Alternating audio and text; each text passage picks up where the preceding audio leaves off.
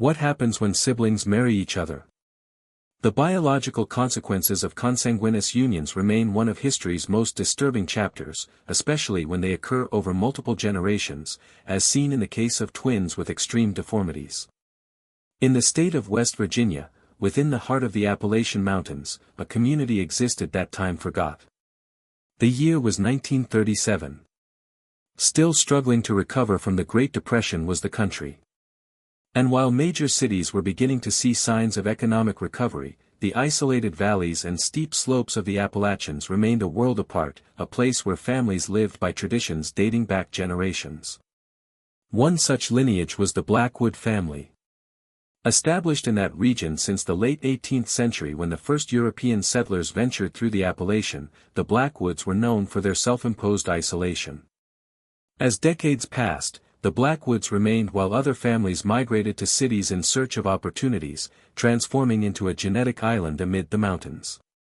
Dr. Thomas Harrison, historian at the University of West Virginia who dedicated decades to studying isolated communities in the region, reports that the Blackwood clan was always viewed with suspicion by residents of nearby towns. They rarely came down from the mountain except to trade furs and crafts for essential supplies. A common practice became marriages within the family, not by conscious choice, but by geographical and social inevitability. The Blackwood property was a closed world. The only access was a winding, treacherous dirt road, making visits rare, especially during the harsh mountain winters. Built by the original patriarch Isaiah Blackwood, the main house was a two-story wooden structure that had been expanded over the years to accommodate the growing family. Around it, small cabins housed the various branches of the family, creating a small family settlement. First cousins Sarah and Joseph Blackwood married in 1915. Like so many other family members before them, they saw nothing wrong with this union. For them, it was simply the continuation of a family pattern. The couple's first children were born without apparent problems, although some showed less than average height and slight learning difficulties. It was in 1929, at the beginning of the Great Depression, that Sarah gave birth to twins, Elalina and Edward. From birth, it was evident that something was wrong. Urgently called was the local doctor, who rarely visited the community. What he witnessed left him deeply disturbed, as recorded in his medical diary discovered decades later. "In newborns, I have never witnessed such deformities," he wrote. Severe cranial malformations with disproportionately large heads are presented by the children. Underdeveloped are the upper limbs and both appear incapable of normal sucking. I fear they will not survive more than a few days. I strongly suspect the cause is the consanguineous union of the parents added to previous generations of marriages between close relatives. Contrary to all medical expectations, Eleanor and Edward survived. In the following years, they showed severe developmental delays, failing to achieve basic milestones such as sitting, crawling, or speaking. Their heads continued to grow abnormally, while their bodies remained fragile and underdeveloped. The condition of the Blackwood twins was probably a severe form of hydrocephalus combined with other genetic anomalies resulting from prolonged consanguinity, explains Dr. Melissa Carter, a geneticist at Johns Hopkins University. When close relatives have children, it drastically increases the probability of harmful recessive genes manifesting. In the case of multiple generations of consanguineous marriages, these effects can become devastating. A turning point for the Blackwood family was marked by the birth of the twins. Sarah fell into a deep depression, unable to accept her children's condition. Joseph, in turn, retreated further into isolation, forbidding any contact between the family and the outside world. It was in this context of extreme isolation that something occurred that would forever change the fate of the Blackwood family. Something so disturbing that it remained a whispered secret for decades in neighboring communities. The twins, now 8 years old in 1937, required constant care. Unable to walk or communicate, they were entirely dependent on their relatives. Growing tension in the family was created by the situation, especially between Sarah and Joseph. Discussions became increasingly frequent and intense. On a particularly cold January night, while a snowstorm further isolated the property, a discussion between the couple escalated to unprecedented levels. Through the main house, screams echoed, waking other family members. This isn't natural. Look at them. Look what we've done. Sarah was heard shouting, according to later reports from one of the couple's nephews. The next morning, when the storm finally subsided, a scene of horror awaited the family. Sarah had disappeared along with the twins. Only tracks in the freshly fallen snow led to the edge of a nearby cliff. What happened that night remains one of the darkest episodes in the history of the Blackwood family and a tragic testimony to the devastating consequences that decades of consanguineous marriages can produce. Make sure you're already subscribed to this channel. Revealed here with historical and scientific details you won't find anywhere else is the truth about isolated family lineages in rural America. Essential for us to continue investigating these cases that history tried to forget is your subscription.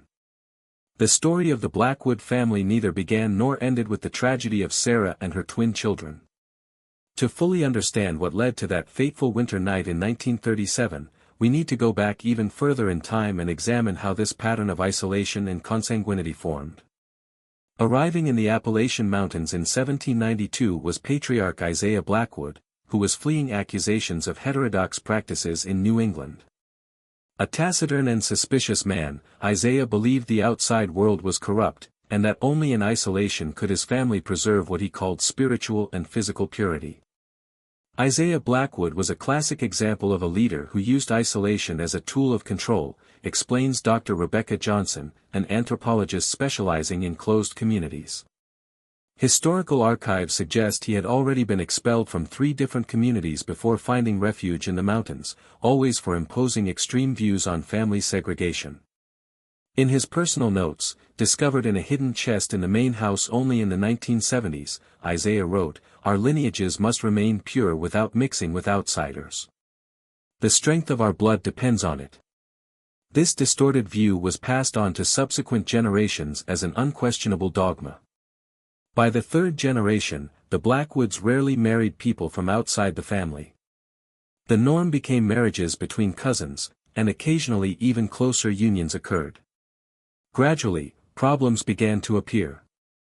In the 1850s, local documents mentioned that Blackwood children exhibited worrying peculiarities, including smaller statures, vision problems, and cognitive difficulties. But the family attributed these problems to curses or divine trials, never questioning their matrimonial practices. What we're seeing here is a classic example of how isolation can lead to genetically dangerous practices, states Dr. Howard Miller, a geneticist at Princeton University. The effects of consanguinity are cumulative. A single generation of union between cousins may have minimal effects. But when this is repeated over 5, 6, or 7 generations, the risk of serious genetic anomalies increases exponentially.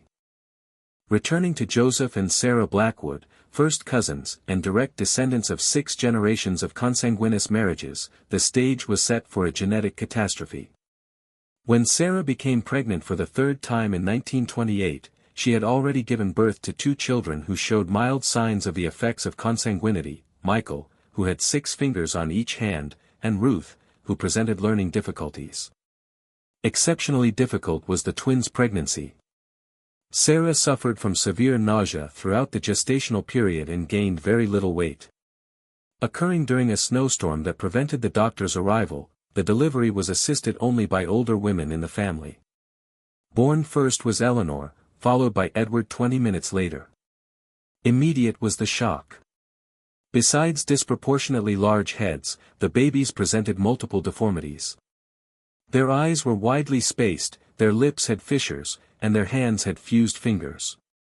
Even more disturbing was the fact that the twins seemed to mirror each other. Elenina had more pronounced deformities on the right side of her body, while Edward presented them on the left side. This is a phenomenon known as genetic complementarity, particularly concerning in twins born from consanguineous unions, explains Dr. Carter. It's as if the compromised genetic material was distributed between the 2 fetuses, creating mirrored patterns of malformations. It's extremely rare, but well documented in medical literature, especially in genetically isolated populations. As the twins grew, more challenging became their conditions. At 3 years old, they still couldn't sit without support. At 5, they hadn't developed comprehensible speech, although they seemed to understand simple commands. Most disturbing was the extraordinary bond between them.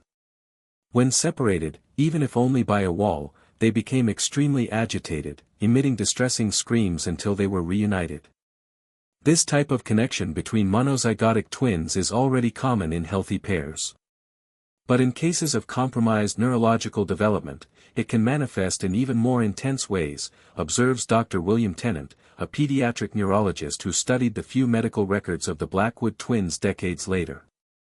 Reports suggest that Evelina and Edward possibly shared a type of nonverbal communication that other family members did not understand.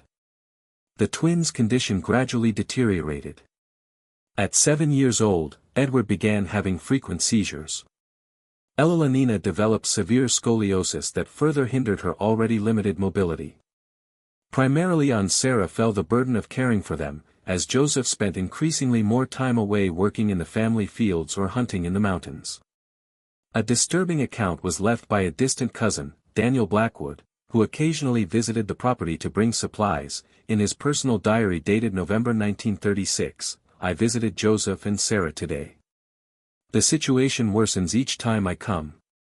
The children are larger, more difficult to carry, but equally dependent. Sarah looks like a ghost of herself. Her eyes are sunken, empty. When I tried to talk about taking the twins to a specialist in Charleston, Joseph exploded with anger. 'No outsider will lay hands on my children,' he shouted. 'I fear for what might happen in that house.' The closest neighbors, the Patterson family, who lived about 5 kilometers away, reported hearing screams coming from the Blackwood property with increasing frequency in the winter of 1936-37. On one occasion, Martha Patterson found Sarah wandering alone in the forest, talking to herself incoherently. She was repeating something about cleansing the blood and ending the suffering, Martha later reported. 'I tried to take her home, but she refused my help. I should have insisted more. Perhaps I could have prevented what happened afterward.' One of the most severe winters ever recorded in the Appalachian Mountains was the fateful winter of 1937.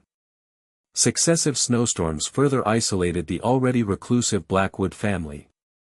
It was in this context of extreme isolation, unbearable psychological pressure, and without any external support that disaster became inevitable. Clear and cold dawned the morning after Sarah and the twins disappeared. The snow had stopped, leaving a white immaculate layer covering the Blackwood property. It was Joseph's younger brother, Thomas, who first noticed the tracks in the snow leading from the main house toward the cliff known as Devil's Leap, a precipice with more than 80 m of free fall to the rocky river below. "Something's wrong," Thomas said upon finding his brother in the kitchen. "Sarah and the children aren't in the house, and there are footprints going to the cliff." What followed was a frantic search. Joseph, Thomas, and 2 cousins followed the tracks in the snow. They were clearly visible, it wasn't difficult to follow them. A set of adult footprints was accompanied by drag marks, indicating that Sarah had carried or dragged the incapacitated twins. Abruptly at the edge of the cliff, the tracks ended. There were no signs of struggle, just an area where the snow had been compacted, as if someone had remained there for some time. "She stood here," Joseph murmured, kneeling in the snow. "She stood here looking down." The search for the bodies began immediately, but conditions were almost impossible. The river was partially frozen, its banks covered with snow, and the steep terrain made descent extremely dangerous. It was only 3 days later that they found the first body, little Edward, trapped between rocks about half a kilometer downstream. Remarkably preserved by the cold, his body was found with his eyes open, staring at the gray winter sky. Evelina's body was found the next day further away, almost entirely covered by snow on the riverbanks. For another 2 weeks, Sarah remained missing. When they finally found her, it was a shock to everyone. Her body wasn't in the river or on its banks, but in a small cave on the face of the cliff about 20 m below the top. Somehow, she had survived the initial fall, dragging herself to the shelter of the cave, where she finally succumbed, probably due to a combination of injuries and exposure to extreme cold. Most disturbing was what they found with her, a diary protected in a waterproof bag containing her last words. The pages were stained with blood and tears, but the text was still legible. May God forgive me for what I've done. I could no longer bear to see my angels suffering. Each day it got worse. Edward had 3 seizures yesterday. Elenina won't stop crying. I know it's our fault. The blood is cursed. Generations of sin have brought us here. I tried to love my children the best way I could, but love is not enough against what we've done. Now I understand what my grandmother tried to tell me before I married Joseph. The blood needs new life, she said. But I didn't listen. No one listened. And now my babies pay the price. There is no hope for them in this world. I can only pray they find peace in the next. May God have mercy on our souls. The case was investigated by local authorities, but in isolated communities like that one in the late 1930s, such family tragedies rarely received more than a superficial investigation. The official verdict was accidental death, although everyone involved knew it was a clear case of maternal despair that culminated in an unimaginable tragedy. Joseph Blackwood never recovered from the loss. In the following months, he became even more reclusive, often sleeping in the empty room that had belonged to the twins. Neighbors reported hearing him talking as if the children were still there. One of the most extreme examples of the impact of prolonged consanguinity is represented by the story of the Blackwood family, states Dr. Miller. What makes this case particularly tragic is that unlike some isolated communities that practice consanguineous marriages for specific cultural or religious reasons, the Blackwoods seem to have been victims of geographical isolation and their founders' paranoia, leading to generations of practices that resulted in devastating consequences. If you're feeling your heart tighten with this story, you're not alone. Leave in the comments, the blood needs new life. This phrase from Sarah's grandmother carries a powerful scientific truth that many isolated communities discovered too late. Your comment helps keep this important discussion about the risks of consanguinity alive. The case of the Blackwood twins might have remained just a tragic local episode if not for the arrival of someone who would forever change the understanding of what was happening in that isolated community. In September 1937, just 8 months after the tragedy, a young doctor named Dr. Robert Carlson arrived in the small town of Millerville, the closest to the Blackwood property. Freshly graduated from Johns Hopkins University, Carlson had chosen to work in a rural area as part of a federal program created during the New Deal to bring medical assistance to remote regions. Curious and idealistic, Dr. Carlson soon began to hear rumors about the Mountain family and their strange children. At first, he attributed such stories to local superstition, but when treating a member of the Patterson family for pneumonia, he heard first-hand accounts about the Blackwoods and the recent tragedy. As a doctor, I cannot ignore what appears to be a clear case of severe genetic problems, he wrote in his professional diary. If what they say about generations of marriages between close relatives is true, this family represents a significant scientific case study, as well as a human tragedy that could possibly have been avoided with proper medical intervention. Dr. Carlson didn't know that his arrival in the region would mark the beginning of one of the most comprehensive studies on consanguinity ever conducted in the United States. With patience and persistence, he began to build a relationship with the more accessible members of the Blackwood family, mainly with Thomas, Joseph's brother. At a time when the distance between medical professionals and rural communities was enormous, Carlson demonstrated remarkable sensitivity, gradually approaching and offering help without judgment, comments Dr. Elizabeth Winters, a medical historian at Columbia University. Dr. Carlson's records, later published in the American Journal of Human Genetics in 1952, reveal the slow process of discovering the extent of the problem. Initially, he obtained permission only to examine some of the family's children supposedly for a free checkup.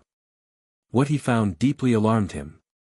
Of the 17 children he initially examined, 14 presented some type of physical or cognitive anomaly: fused fingers, syndactyly, underdeveloped jaws, micrognathia, severe strabismus, partial or total deafness, and various degrees of intellectual impairment. Almost all presented heights significantly below average for their ages. The pattern is consistent with multiple generations of inbreeding, he wrote in his notes. The problems observed are clearly the result of the expression of harmful recessive genes that in a genetically diverse population would remain dormant. The concentration of these genes through successive consanguineous marriages has created a high-risk situation for each new child born into the family. Over time, Dr. Carlson gained access to the complete family history. He reconstructed the Blackwood's family tree, documenting 7 generations of consanguineous marriages. What Carlson documented was essentially an involuntary experiment in human genetics, explains Dr. Miller. In isolated populations like the Blackwoods, the frequency of recessive genetic diseases can increase drastically. Normally, these deleterious genes remain hidden because a person needs to inherit 2 copies of the gene to manifest the condition. When both parents share recent ancestors, the probability of carrying the same harmful recessive genes increases significantly. The case of the twins Evelina and Edward represented the extreme point of this phenomenon. Based on available descriptions, modern specialists believe they probably suffered from a rare combination of congenital hydrocephalus, craniosynostosis, premature closure of cranial sutures, and multiple other malformations. The most tragic aspect of this story is that it wasn't a biological inevitability, but the direct result of social practices that could have been avoided, states Dr. Johnson. Geographical isolation was aggravated by self-imposed isolation, transforming a circumstantial tendency into a devastating family dogma. Joseph Blackwood, still devastated by the loss, initially refused to speak with Dr. Carlson. It was only in 1939 that he finally agreed to talk. The account of this meeting is moving. "I met J.B. today at his home. The man seems to have aged 20 years in just 2, Carlson wrote. When I mentioned the reason for my visit, he initially shut down. After some time in silence, he began to talk about the twins. They had eyes just like mine, he said. Edward laughed just like my father. How could I have known? This is the fundamental tragedy, ignorance passing from generation to generation combined with isolation. When I tried to explain the basic principles of heredity, he interrupted me. It's too late for me now, doctor, but maybe not for the others. Talk to my brother. Talk to the young ones. And that's exactly what Dr. Carlson did. In the following years, he worked tirelessly with the younger members of the Blackwood family, educating them about the risks of consanguinity. His work wasn't limited to the Blackwoods, he identified several other isolated families in the Appalachian Mountains with similar patterns. The 1940s brought significant changes to the region. World War II, industrialization, better roads, and electricity reduced isolation. For the Blackwoods, perhaps most importantly, medical knowledge became more accessible. The change was gradual but significant. Thomas, Joseph's brother, became a vocal advocate against marriages between relatives. Several young Blackwoods married people from outside the family. Joseph Blackwood never fully recovered. He lived as a recluse until his death in 1952. In his final years, he allowed Dr. Carlson to document the complete family history on the condition that real names would be changed. Tell the truth, doctor, Joseph told him. Tell it so that no one else goes through what we went through.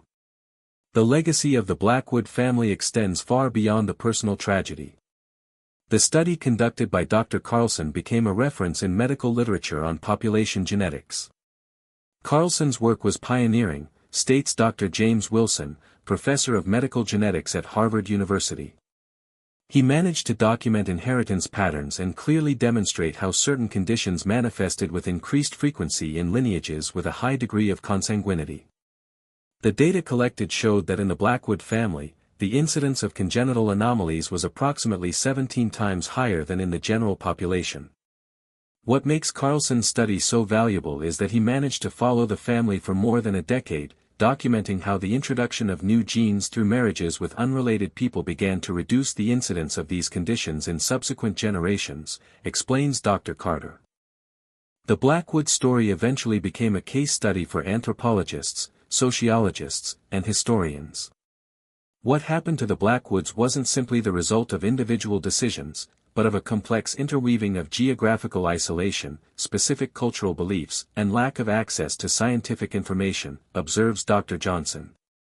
This makes us question how many other isolated communities around the world may be facing similar problems even today.